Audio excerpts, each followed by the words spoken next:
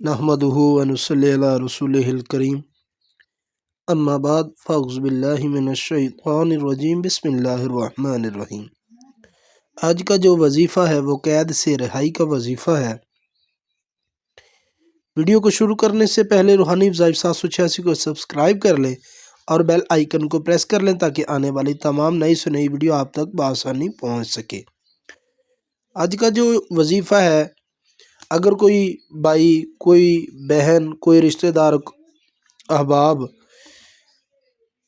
جھوٹے مقدمے میں پھنس گیا ہے، قید سے رہائی نہیں ہو رہی، تو ان بہن بھائیوں کے لیے یہ وظیفہ ہے، بہت ہی غور سے سنیے گا۔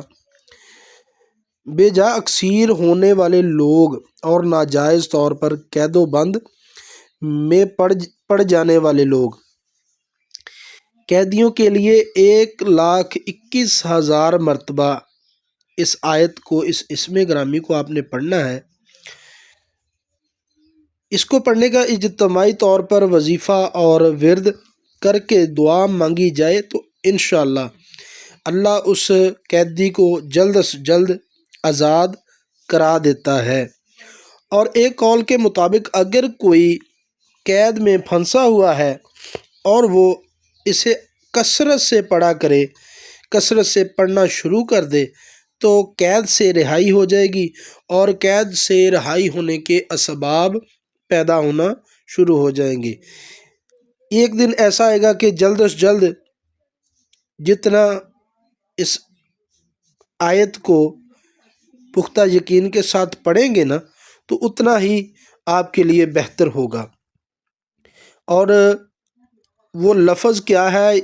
آپ نے 1,21,000 بار یا رحیمو، یا رحمانو، یا رحیمو، یہ دونوں ایک ہی الفاظ ہیں، یا رحمانو، یا رحیمو، آپ نے 1,21,000 مرتبہ پڑھنا ہے اجتماعی طور پہ۔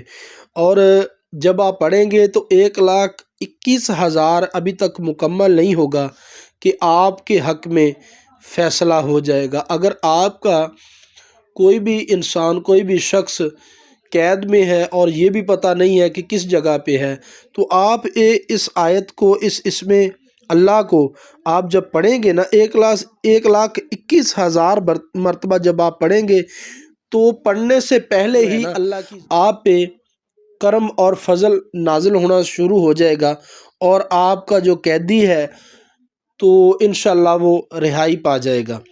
اور اس طرح کی ویڈیو کو دیکھنے کے لیے، مزید اپنے